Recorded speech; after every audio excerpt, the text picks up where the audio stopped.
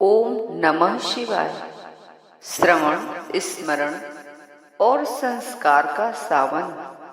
श्रावण का महीना अपने बड़ों की और ज्ञान की बातें सुनने तथा उसमें डूबने का समय है।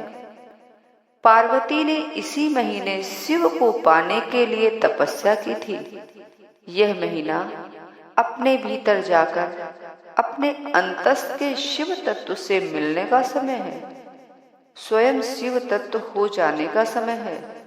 शिव यानी चिंतन, उत्साह और उत्सव सब साथ साथ। संस्कृत में श्रवण का अर्थ है सुनना।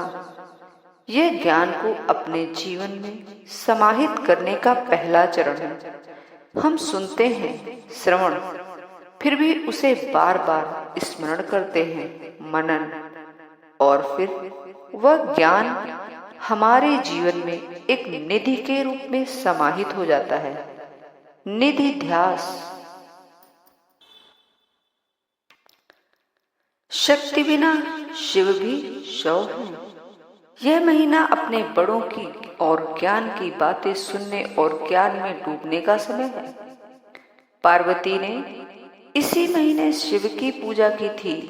उन्होंने शिव को पाने की तपस्या की थी। यह महीना अपने भीतर जाकर अपने भीतर शिव तत्व से मिलने का समय है। पार्वती शक्ति का एक स्वरूप है। शक्ति का अर्थ है शक्ति, सामर्थ्य और ऊर्जा। शक्ति समस्त सृष्टि का गर्भ है और इसीलिए इसे ईश्वर के मातृ रूप के रूप में अभिव्यक्त किया गया है। शक्ति समस्त गतिशीलता, तेज, सौंदर्य, समता, शांति और पोषण का बीज है। शक्ति जीवन शक्ति है जो जीवन को पोषित करती है।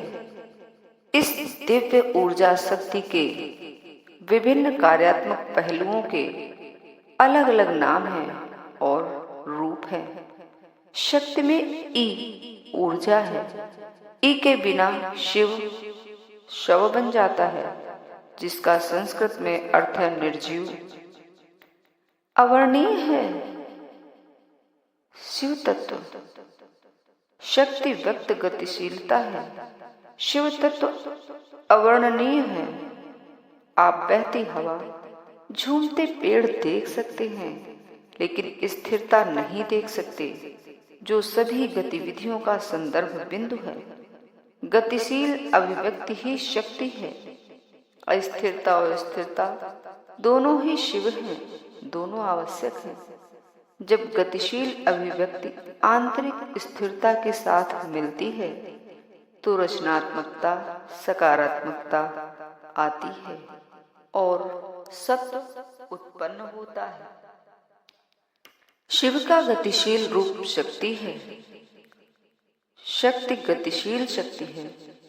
पार्वती आदि शक्ति का एक अंश है। शिव के संदर्भ में वे अर्धांगिनी हैं। वे जगमगाती ऊर्जा हैं। शिव का गतिशील रूप है। एक समय था जब शक्ति भी तप में लीन रहती थी। बाण चलाने के लिए पहले उसे पीछे की ओर खींचना पड़ता है। श्रावण मास वह निवृत्ति काल है जहाँ शक्ति भी अंतर्मुखी हो जाती है। इस तप से आत्मा की बेचैनी शांत होती है। जीवन में हर जगह विरोधाभास है। विपरीतताएं सह अस्तित्व में हैं। गर्मी और सर्दी, पहाड़ और घाटी, हरियाली और बर्फ, ऐसे कई उदाहरण हैं। गतिशीलता और स्थिरता ऊर्जा का विरोधाभास है।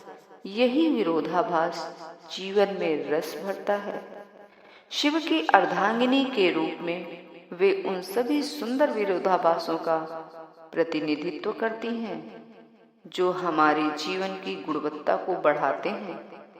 शिव करुणा से परिपूर्ण है और वे कृपा से परिपूर्ण हैं।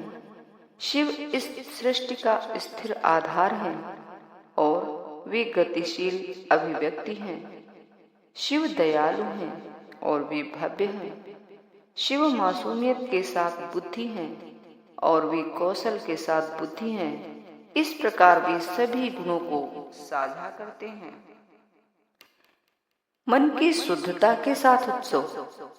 शिव और पार्वती स्वयं प्रकाशमान हैं और दूसरों के लिए मार्गदर्शक प्रकाश हैं। पार्वती प्रेम, मासूमियत, देखभाल और अपनी भूमिकाओं के सम्मान की प्रतिमूर्ति हैं। वे एक आदर्श पुत्री, पत्नी और मां हैं। वे दाम्पत्य की आदर्श हैं। पर्व का अर्थ है उत्सव। सत्व से उत्पन्न उत्सव में पहलू, जब तमोगुण हावी होता है तो केवल जड़ता होती है, कोई उत्सव नहीं होता। रजोगुण से उत्पन्न कोई भी उत्सव टिक नहीं सकता।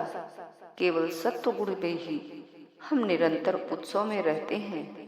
शिव मन, इरादे, विचार, भावना, भाषण और कार्यवाही की शुद्धता के साथ उत्सव के आधिपत हैं।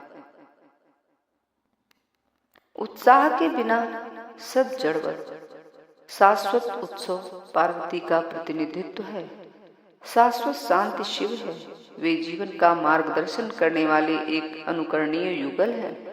कोई युगल भी नहीं कह सकता, क्योंकि वे वास्तव में सिर्फ एक हैं। जगतः पितरो वंदे पार्वती परमेश्वरो। उन्हें इस सृष्टि के माता पिता के रूप में पूजा जाता है। पा मूल शब्द है जो परम ब्रह्म परमात्मा को संदर्भित करता है। पा पार्वती और परमेश्वर के लिए मूल है। जब आप अपने भीतर जाते हैं, जब आप स्वयं में स्थित होते हैं, तो आपके चारों ओर उत्सव छा जाता है। इसीलिए यह महीना त्योहारों से भरा होता है। त्योहार जीवन में आनंद लाते हैं। जीवन प्रेम, आनंद और उत्साह है। उत्साह के बिना प्रेम और आनंद जड़वत है। उत्साह ही पार्वती है। शिव ही शांत स्थिरता है। जब उत्सव का पहलू प्रेम, आनंद, ज्ञान के साथ जुड़ जाता है तो वह जीवन का शिखर होता है। ओम नमः शिवाय।